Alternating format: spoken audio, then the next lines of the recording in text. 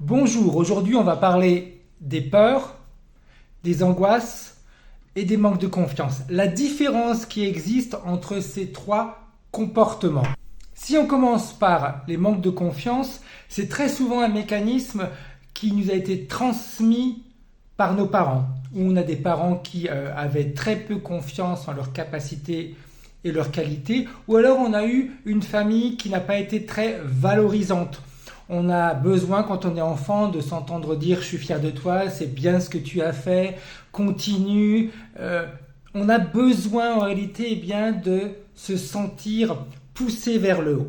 Et quand on est confronté à une famille ou à un environnement qui est peu valorisant, on va avoir du mal à avoir confiance en soi et en nos capacités. Et comme je disais, ça peut être également un de nos parents qui nous a transmis ce comportement, parce que quand on est enfant, on va avoir tendance à copier nos parents. Maintenant, si on parle des peurs, je vais parler des peurs irraisonnées. La peur d'aller en avion, la peur de conduire un véhicule. Ce sont des peurs qui, en général, ont l'origine dans tout ce qu'on ne peut pas contrôler. On ne peut pas contrôler l'avion, la voiture on peut la contrôler, mais quand il y a trop de circulation, la circulation on ne la contrôle pas. Donc en général les peurs irraisonnées, elles sont liées à des situations qu'on ne peut pas contrôler. On ne peut pas contrôler l'ensemble de la situation, ça va créer des peurs irraisonnées qui peuvent être en réalité très bloquantes. Maintenant, si on parle des angoisses, alors là les angoisses c'est le top du top.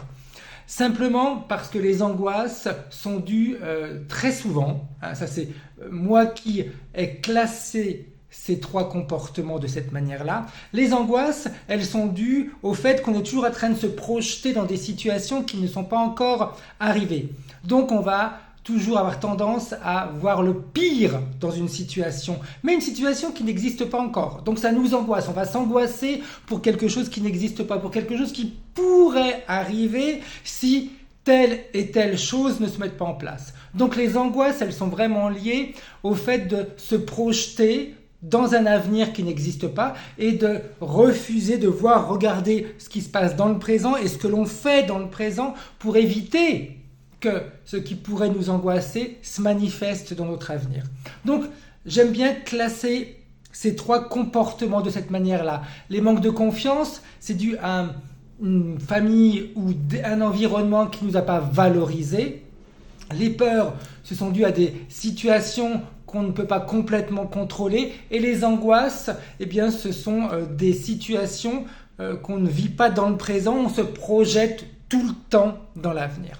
Donc en hypnose, on a la capacité d'aller travailler de différentes manières sur ces trois comportements, sur le manque de confiance, sur les angoisses et sur les peurs. Bonne journée, à bientôt!